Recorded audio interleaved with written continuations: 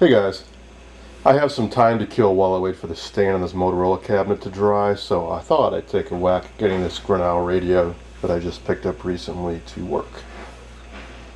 I first went to Nostalgia Air to try to find a schematic for it, and they didn't have it. This is a model 1191 with an 11G chassis. Luckily, I found in this Beatman's compendium of often needed schematics from 26 to 38. I do believe this is a 1936 radio. So if you look in the index here, it's listed under general household actually. And there's 1191 on page 75. And here we go. So there it is, 11G, model 1191. It's actually fairly simple.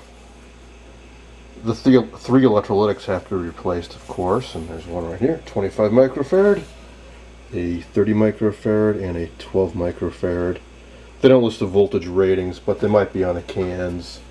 Otherwise, I'll just use 450 volt caps for all of them. I'm sure that's overkill, but I have some on hand. Those are all oddball values, so I'll try to use a 22 in place of the 25. A 33 in place of the 30, and a 10 in place of the 12. If you hunt around, I think a place like justradios.com might have these exact values. Otherwise, the tolerance is pretty wide on these old caps, and they're usually something like plus 80%, minus 20%. So if you come pretty close, you should be fine. And the rest of the caps are all fairly common values, like there's some 0.05 microfarad caps on the audio output stage. I've got those. 0.01, some 0.1s, no problem. 0.006, that's the only oddball one I noticed. I'll use a 0.0047 or thereabouts. That should be fine. And then there's the resistors, of course. I'll have to test those. First time I saw resistors labeled like this, like 68M, 47M, it threw me off because I thought that was for mega ohms, and 47 mega ohms is a huge value, but what that actually means is mil or thousand, so that's a 47,000 or 47K resistor. And the mega ohm resistors, they actually spell out MEG, like here it's 1 meg, so these that have the M after them are not mega ohm value resistors. But before I do any of that, I want to test all these tubes, because some of these I don't think I have on hand. Like I don't know if I have a spare 6A8 or 5Z3.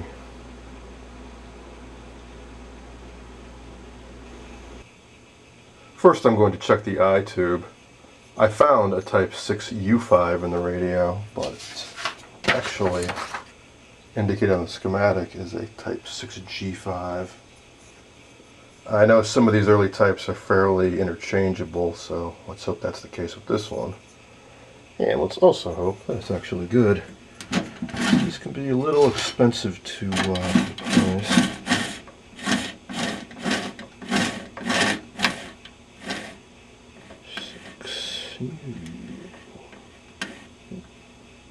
Huh. It's not listed. Well, I guess I'll look for a 6G5.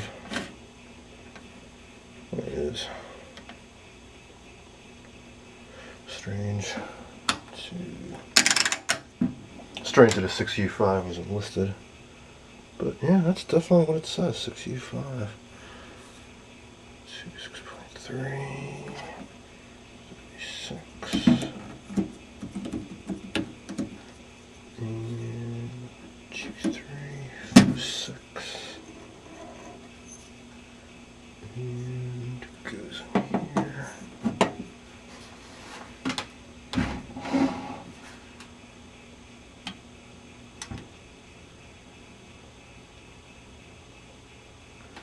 There we go. Well, the emission check is certainly good, but now, more importantly, let's see if you can actually make it light up. So I closed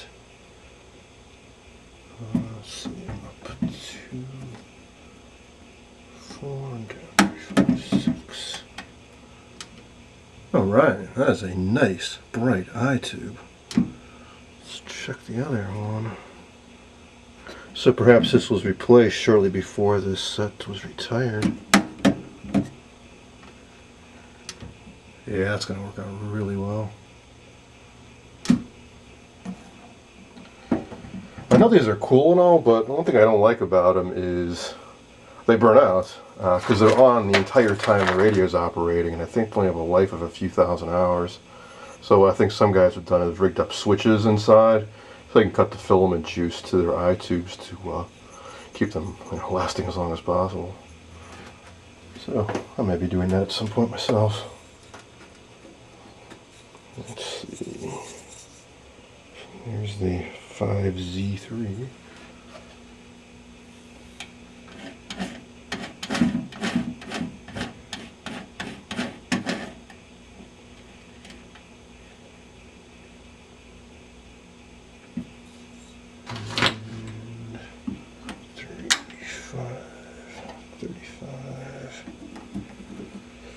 Up 3, down 4.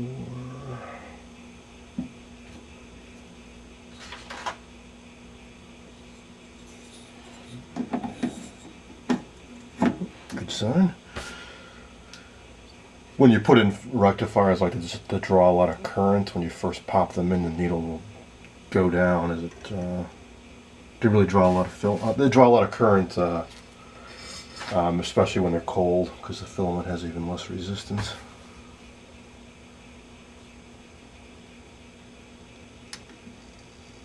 Yeah.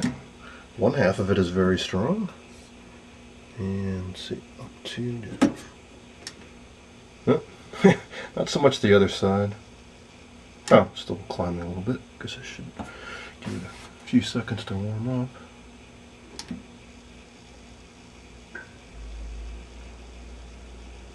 So one side's stronger than the other. Both well into the good range, though. Check that again. I guess not that much difference. So one's about 98, and yeah, there's like 92, 93. Still plenty of life left in this, it would seem. Alright, I'll keep checking the other tubes and let you know what I find out.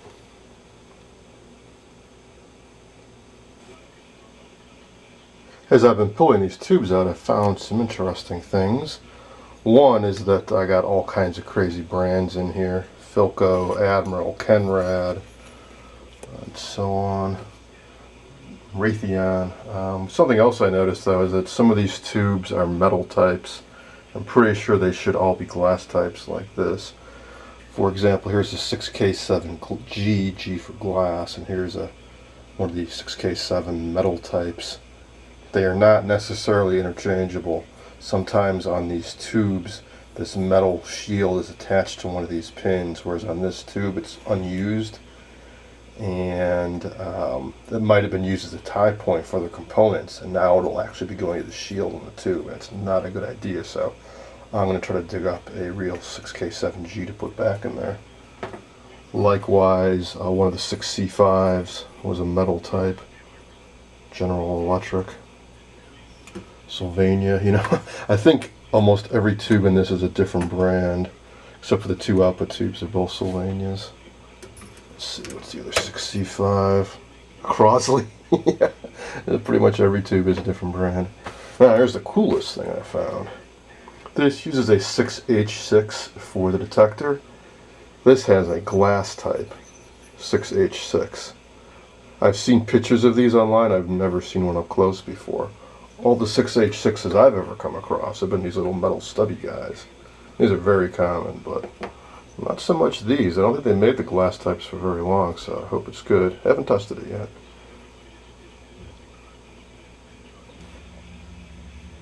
So far, every tube has tested quite good, including both 6F6 output tubes, which both read about 98. So that's excellent. Only one I have left to check is the 6H6. I also dug up a glass 6C5 and 6K7, so I've got all glass tubes now.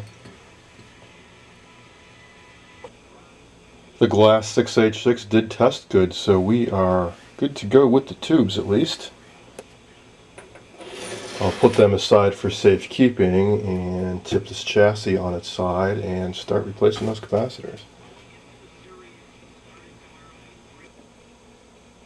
I flipped the chassis on its side with the heavy transformer down here. That's nice and stable, makes it easy to work on. I started up here in the audio output corner and quickly noticed that the two coupling caps here are 0.1 microfarads, whereas the schematic calls for 0.05. They do appear to be originals, however, so perhaps during the production run they switched to these to give a better low frequency response. Well, I'm going to go with the 0.1s for replacements, and I've already got one going in up here. I spot checked a few resistors, and some are close enough, some are a bit off, so I'll replace the ones that are pretty far off. By off, I mean more than 20% out of tolerance. So for example, this should have been a 330K and it was measuring close to 500, so I put a new 330 in there. These resistors are pretty far off too. This is supposed to be 500 and it's measuring about 200. That was that fried dog bone resistor I mentioned in the earlier video. I don't think these are original, however. This one has really stubby leads on it, and somebody wrapped an extension wire around it to solder it in place. So perhaps these 4 dog bone resistors are actually repair attempts by somebody who only had these older style dog bones on hand. I'm not really sure because they don't mention wattage on the schematic.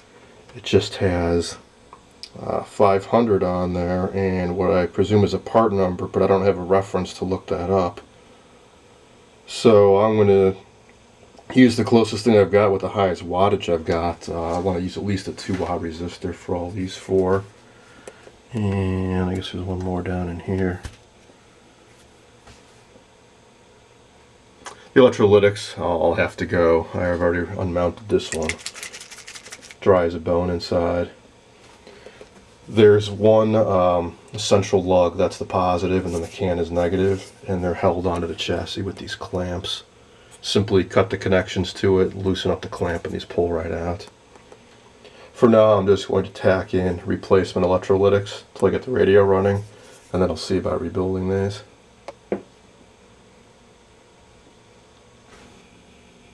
I did some research online and found a very helpful post on the Antique Radio Forum where all 4 of these resistors were identified by their part number and the wattage was given. So for example, that 500 ohm resistor that looks so fried is supposed to be a 10 watt. This 205 bias resistor on the output tubes was originally spec'd out at 5 watts, but a later service bulletin suggested it be replaced with a 10 watt. The 9K should be 5 watt, and the 3K should be 2 watts. I measured these and they're all off. This is about 14K, it should be 9K. This is about 2.5K, it should be 3K. This is around 235, it should be 500. And this is about 175 and it should be 205. So I'll see what I have on hand to replace all of these with, so I get the right value and at least the right wattage, if not higher.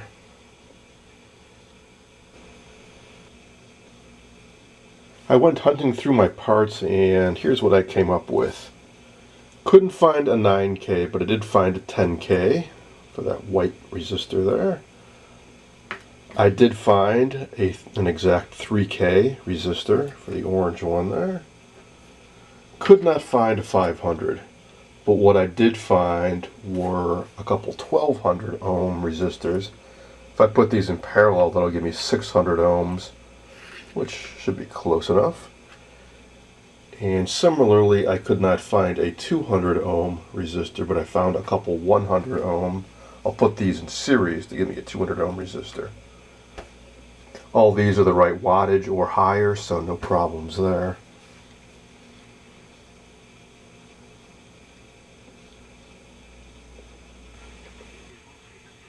As I've gotten deeper into working on this radio, it's become apparent that someone has definitely worked on this radio before and done a recapping and replaced some of the resistors. For example, this capacitor was just barely hanging on down there. I just had to barely heat that joint up and this lead just fell right off. But what's even more telling is that this cap and this resistor that I've already removed correspond to these two on the schematic. I think neither one is the right value. This is measuring about 220 ohms and should be 2200 ohms, and this should be 0.02, and instead it's actually a 0.1. So I'm going to go back to the original values as stated here. I'll put these two parts in.